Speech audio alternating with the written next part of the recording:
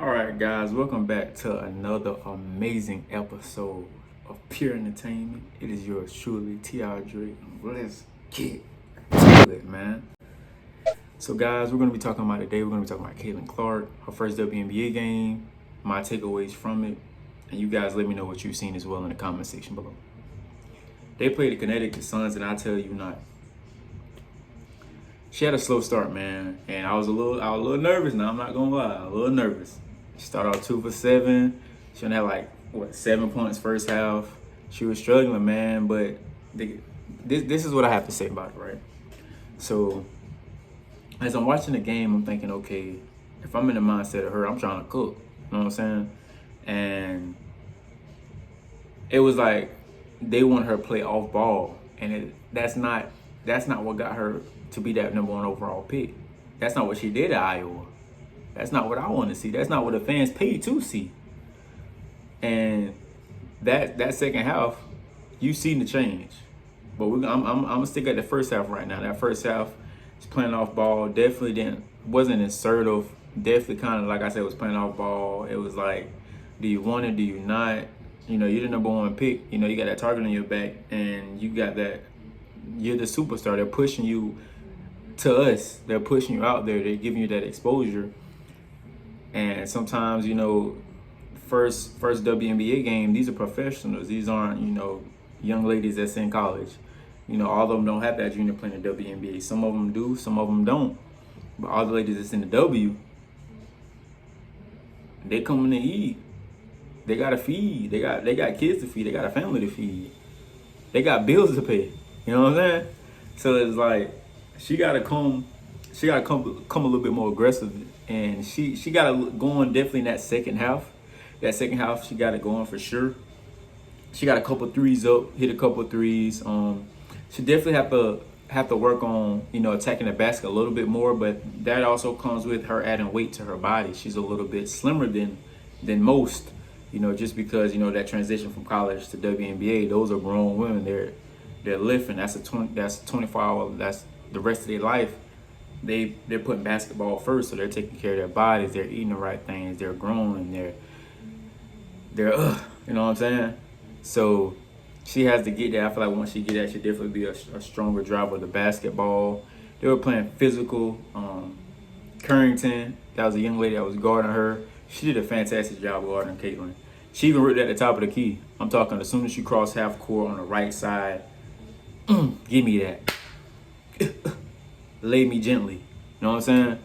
And I was like, dang, you know, for all you hoopers out there, y'all, hey, you coming down court, you bringing the ball down court, somebody checking you pretty much 94 feet. They take that thing and lay it up in front of millions.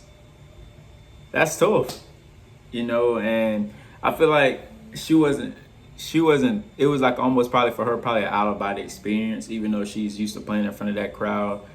The physicality is different, the hunger is different, the target is on your back. You gotta come ready to eat. You know what I'm saying? So I definitely feel like she'll bounce back in that second game. Aaliyah Boston didn't play to her best as well. She had a little slow game for sure. She had a slow start, and she never could really get it going. You know, she stayed in foul trouble as well. But that's not to take nothing away from Connecticut. Yeah, Alyssa Thomas, she had 13 points, 10 rebounds, 13 assists. They had Bonner with 20 points, 6 rebounds. She was eating. They had Harris as well. She chipped in with 16 points. The Connecticut Suns definitely came to play. They definitely wanted to show the Ricky, like, hey, we're here. You know, and they're going nowhere. It was a dominant performance from them, from both sides. From the hustling to the defense to putting points on the board. You really could tell the difference between both of the teams. And it got ugly to a point where I stopped watching like mid third quarter. I'm not even gonna lie.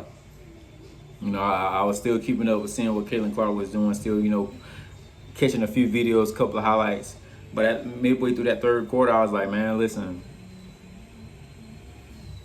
they hustling, they are hustling them. You know, that's tough. And, you know, like I said, I take nothing away from Connecticut, man. I take nothing away from them. They came out, they played, they came knocking on Caitlin's door and kind of slow to answer. You you know, but she did get her 20 points, which I expected her to get. I'm like, shoot, this is your first game. You at least got to get 20, man. At least 20, nothing less than 20. Like 20 is the minimum. You know what I'm saying? And she got to that, so I definitely was happy to see her get that 20 without a doubt. Like I said, though, and then she had 10 turnovers as well. That comes with, you know, being a little bit jittery, leaving your feet to pass, and your teammates not being ready for you to pass it. You know, sometimes when you go from a guy who can get you the ball where you need it, where you wanted it, from a person who probably wasn't getting you the ball, not giving you the touches that you felt like you needed, it's like, oh, I'm on edge. I don't know if I'm getting it or I'm not getting it. And Caitlin was feeding it to her. And Caitlin, that's the one thing about her game that I love, passing. She not only can she shoot the three to spread out the defense, but she can hit you when they're doubling. She can hit you on. She can see it before it even happens. She said it. She stated it before. She has vision. That's Magic Light. That's LeBron Light. Jason Kidd, Steve Nash, Rondo, CP3. She has the vision of those guys. Don't know if it's gonna you know, stay elevated up to that level, but from what I've seen, she definitely has that vision, that passing ability that most don't.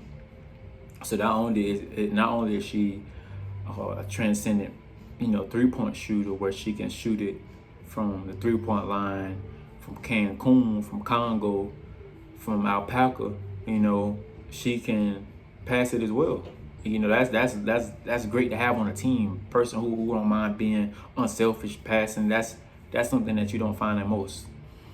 So like I said, you know, hopefully they bounce back this second game. They got a game tonight against Liberty, against Sabrina. If you don't know who that is, that's the lady who went up against Steph Curry in that 3-point shooting contest.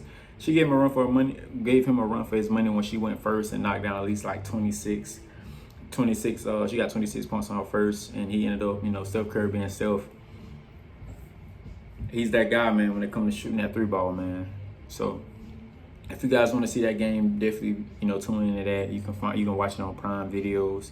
If not, you know, maybe you can find a website or app to look at it on for sure. And if you guys, hey, listen, if you like this video, give it a like, thumbs up, share it.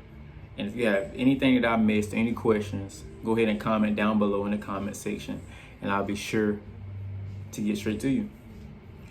Hey, there's another excellent episode of Peer Entertainment. Hope you guys liked it, enjoy. Yours truly, Tiadre. See you on the next episode.